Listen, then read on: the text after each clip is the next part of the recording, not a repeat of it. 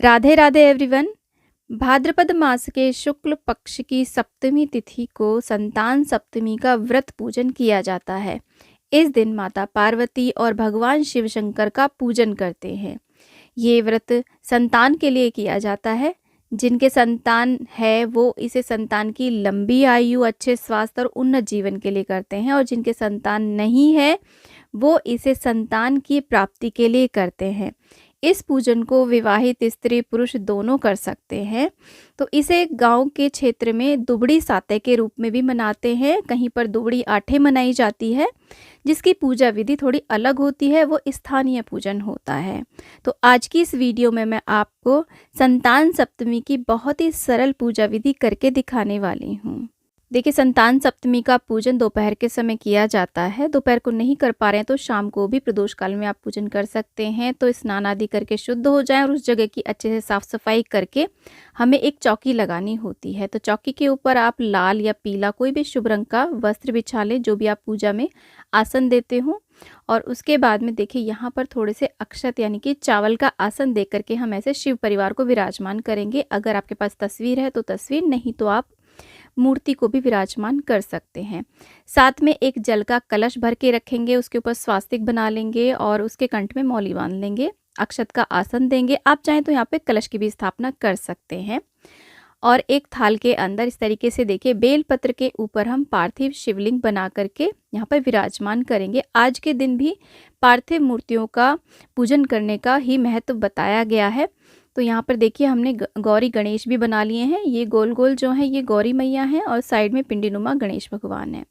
तो उसके बाद में बनाया जाता है, देखिए इस तरीके का डोरा बनाया जाता है। संतान सप्तमी में वैसे तो देखिए संतान की चूड़ी होती है, जो कि चांदी की या सोने की बनी होती है। 1.25 तोले की ये चूड़ी बनती है। जितनी संतान होती है उतनी चूड़ी बनती है। कोई कोई हर वर्ष नई चूड़ी लेकर के आते हैं।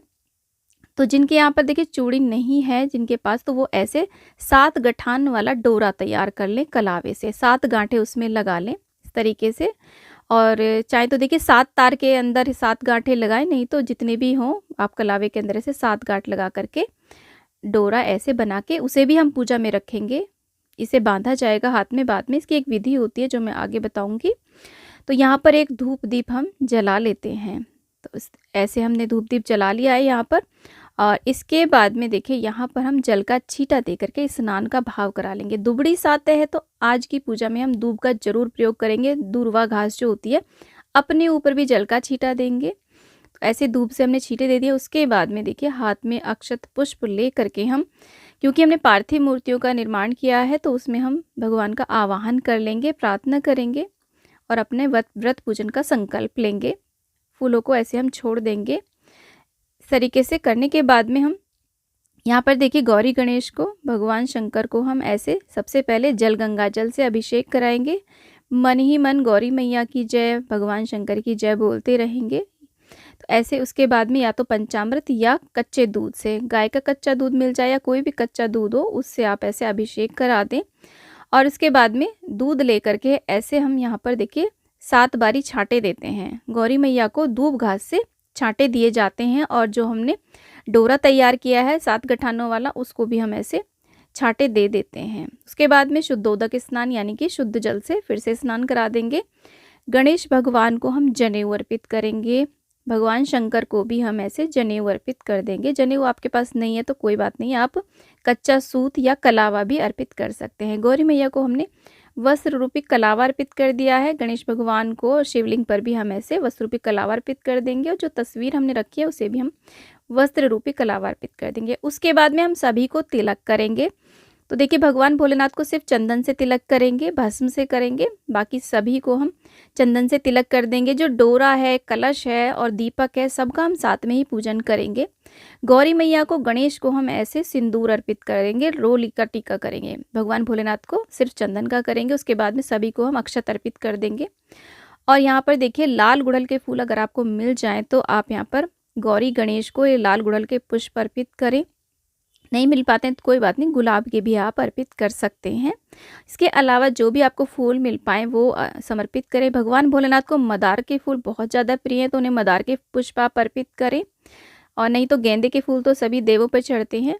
तो यहाँ पर देखिए, मैं जो डोरा मैंने बनाया है, इसका भी मैं पूजन कर रही हूँ। साथ में सभी को फूल समर्पित कर देंगे। भगवान भोलेनाथ को सफ़ेद फूल बहुत ही प्रिय हैं। अब देखिए, इस पूजा में दूर्वा का हमें ज़रूर प्रयोग करना है। ज़्यादा से ज़्यादा सभी को हम दूर्वा अर्पित करेंगे। गणेश भगवान को दूर्वा अर्पित कर देंगे और यहाँ पर गौरी मैया को और भगवान भोलेनाथ को सभी को हम दूर्वा अर्पित करेंगे। हो सके तो 7-7 दूर्वा आप अर्पित करें। ऐसे गणेश भगवान को भी और यहाँ भोलेनाथ को भी हमने दूर्वा अर्पित कर दी है। और यहाँ पर जो डोरा हमने रखा है पूजा में, उसको भी हम दूर्वा अर्पित करेंगे। और बेलपत्र के बिना तो भगवान भोलेनाथ का पूजन अधूरा होता है। चाहे आप कुछ चढ़ाएं या ना चढ़ाएं, उन्हें बेलपत्र जरूर अर्पित करें। तो ऐसे देखिए, आपके पास जितने भी बेलपत्र हों वो बेलपत्र हम यहाँ पर समर्पित कर देंगे। सभी को बेलपत्र यहाँ पर हम चढ़ा देंगे इस प्रकार से। और इसके बाद में भगवान भोलेनाथ की जो भी प्रिय चीज़ें होती हैं ना, जैसे कि धतूरे के फूल, धतूरा, इसमें से जो भी सामग्री आपको मिल पाए ना वो ज़रूर अर्पित करें। भांग अर्पित कर दें। यहाँ पर देखिए, मदार का पत्ता भी आप अर्पित कर सकते हैं। और इसके साथ में मदार का फूल, सफ़ेद मदार का फूल हो तो बहुत अच्छी बात है, नहीं तो पर्पल वाला भी आप अर्पित कर सकते हैं। उसके बाद में गौरी मैया को ऐसे श्रृंगार आप समर्पित करें। श्रृंगार चढ़ा देंगे, चाहे 16 श्रृंगार चढ़ा दें या फिर जितनी भी ज़रूरी चीज़ें होती हैं 4, 5 या 7 चीज़ें आप समर्पित कर सकते हैं। भोग प्रसाद में यहाँ पर 7-7 पूड़ियाँ बनाई जाती हैं। मीठी पूड़ी या मीठे पूड़े, मालपुए, गुलगुले बनाए जाते हैं 7-7 2 जगह। एक तो ये प्रसाद होता है पार्वती मैया के लिए, भोग होता है। एक होता है जो व्रती होता है, व्रत रखने वाला होता है, उसके लिए 7 पूड़ियाँ होती हैं। इसे खा करके ही व्रत संपूर्ण होता है। उसके बाद में भोग चढ़ाने के बाद में ऋतुफल भी आप जरूर लगा दें भोग में। एक जल का लोटा भर के रखें, हाथ में दूर्वा और थोड़े से फूल लेकर के यहाँ पर संतान सप्तमी की हम कथा सुनते हैं। संतान सप्तमी की कथा का वीडियो आपको हमारे चैनल पे अलग से मिल जाएगा।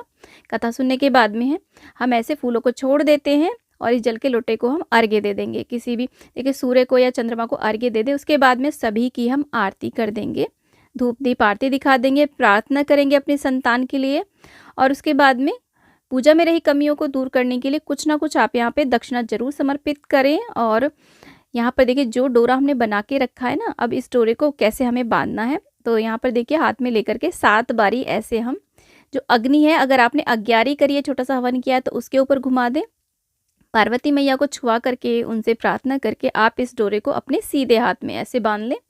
और इस डोरे को हो सके तो पूरे वर्ष भर बांधें। नहीं तो आप देखिए, इसे 7 महीने के लिए, 7 दिन के लिए, 7 मतलब जिस दिन आप व्रत करें उस दिन तो आप इसे पहने ही पहने, बाद में इसे खोल करके पूजा स्थल पे रख सकते हैं। ऐसे आशीर्वाद ले लेंगे पार्वती मैया से। तो ऐसे हमें पूजन करना है। अब देखिए, पूरे दिन ये व्रत किया जाएगा। दिन में दूध, चाय, फल, जूस आदि ले सकते हैं। शाम के समय ये जो 7 पूड़ियाँ हैं, इन्हें खा करके ही व्रत खोला जाएगा। और बाकी की 7 पूड़ियाँ आप किसी को दान में दे सकते हैं, गौ माता को खिला सकते हैं। ये जो आपने फल आदि चढ़ाया ना, इसको आप बांट दें। ये जो 7-7 पूड़ियाँ होती हैं, ये नहीं बांटनी होती, बाकी को आप बांट सकते हैं। दक्षिणा को आप किसी को भी दान दे सकते हैं। जो भी सुहाग की सामग्री आपने यहाँ पर चढ़ाई है, थोड़ी सी आप स्वयं ले सकती हैं। हरी चूड़ियाँ आप माता से स्वयं ले लें, क्योंकि संतान की मानी जाती हैं हरी चूड़ियाँ। और बाकी को आप सुहागिनों को दे भी सकती हैं, दान भी दे सकती हैं। जो भी पार्थिव मूर्तियाँ हमने बनाई हैं, उनको आप या तो कहीं जल में प्रवाहित कर दें या फिर आप किसी पात्र के अंदर जल भर करके उसके अंदर इन मूर्तियों को डाल दें ताकि वो पिघल जाएं। और उसके बाद में आप उस जल को किसी भी गमले, पौधे में, क्यारी आदि में दे सकते हैं। तुलसी के गमले में नहीं देना है। और ये जो कलश भर के रखा है, इसके जल को भी आप सिला सकते हैं। ये जो चौकी है, अगर आपने पूजा दिन में करी है तो शाम को सूर्यास्त से पहले आप इस चौकी को विसर्जित कर सकते हैं। अगर आपने पूजा प्रदोष काल में शाम को करा है तो ये चौकी हमें अगले दिन हटानी है। तो आज का ये वीडियो आपको अगर यह थोड़ा सा भी यूज़फुल लगा है तो प्लीज़ वीडियो को लाइक शेयर, चैनल को जरूर सब्सक्राइब करना और कॉमेंट बॉक्स में पार्वती मैया, भगवान भोलेनाथ की जय आप अवश्य लिखना। आप सभी को संतान सप्तमी की बहुत बहुत शुभकामनाएं। भगवान आपकी सभी मनोकामनाएं पूर्ण करें। राधे राधे।